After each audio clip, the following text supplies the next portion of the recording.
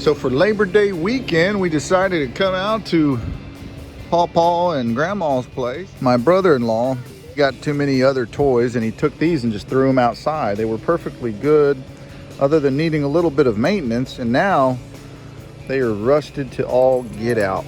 They do not look so good. To say, my 2.5-year-old is very excited about it, and I'm gonna have some fun fixing up this one. It's got a lot of rust damage, but hopefully the electronics are all in decent shape and I can clean everything up, charge the battery, do a little bit of maintenance on the carburetor, and I'll possibly fix the gasket. There's a little bit of oil dripping, but get this thing fixed up. Back in the truck, dogs are loaded, the sun is going down. We're gonna hit the road soon.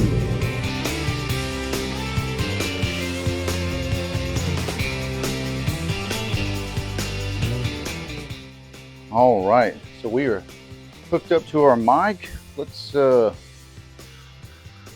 dive into this guy. So we went ahead and I took the carburetor off, popped it open, and it has just one jet in it. It doesn't have a pilot jet and then a main jet. So I went ahead and emptied out all the old gas. Thankfully, it wasn't to the point where it had gotten crusty or anything. Obviously, you can see we need to replace this hose here. But I drained the gas tank. It has a little petcock valve right there. And I just drained it out into a little oil pan. But I picked up some fresh gas. We're gonna fill this up, flush the tank just with a couple drops. We'll hook our fuel line up to the carburetor and see if we can't get this thing fired up. Also, we did charge up the battery. The battery is nice and healthy, got a good charge. And I did replace, well, I guess I didn't replace, but I had noticed the fuse, the little tube fuse had blown. So I went ahead and put a little bit of aluminum foil on it, just a little bit, to transfer the current. But I do need to go pick up some fuses, as I do not have any in my garage at the moment. But let me put this camera off to the side and we'll keep working on this.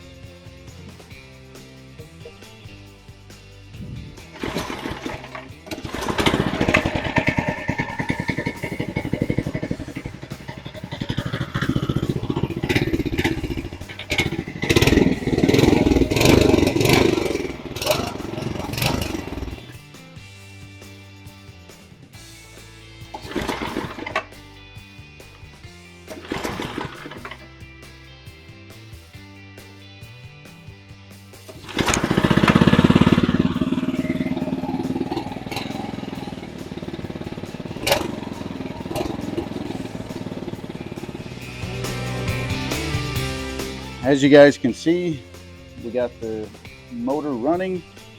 Still, the starter is not engaging. When I mess with the contact, it's still not working. But the on position on the motor, the key is turned to the on position and it's starting up just fine. I went ahead and took this gas line and put some electrical tape on both ends of it, so that way it has a good seal, and we will just work it into these spots. I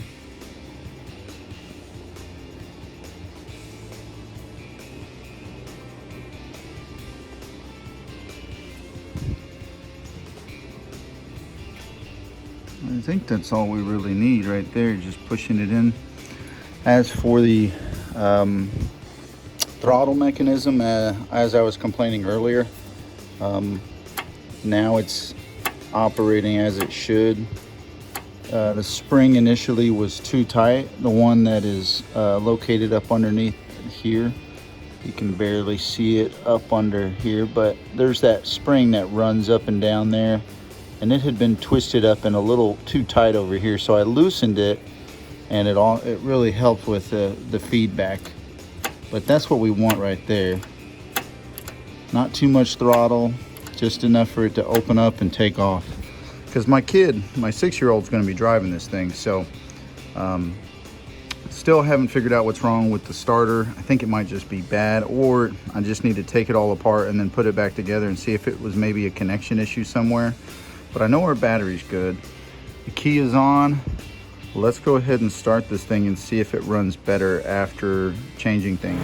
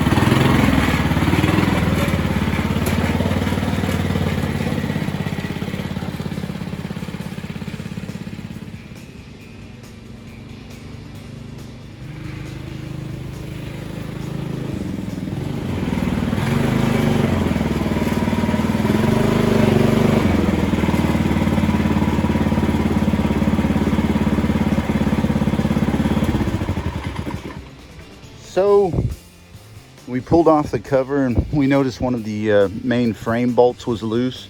So we got that pushed back through, and you can see that new golden nut right there. That was missing. There was one that had fallen off, and thankfully we had one to replace it. So we did that. Hello. Hey, what's up, bud? There's only one more thing to do, and then I can drive it. What's the last thing to do? You have to put the cover on. That's right. We always want to put these covers back on because this is very dangerous. Anybody sticks their hands over here, that is a no, no, no, no. You'll get your finger cut right off and broken in 2 pieces. Yes. So we got to be very careful. Let's play it safe, and we'll put some of this gel lubricant. Works really good on chains, sprockets. And of course, we can't forget the most important part. We got to represent the USA.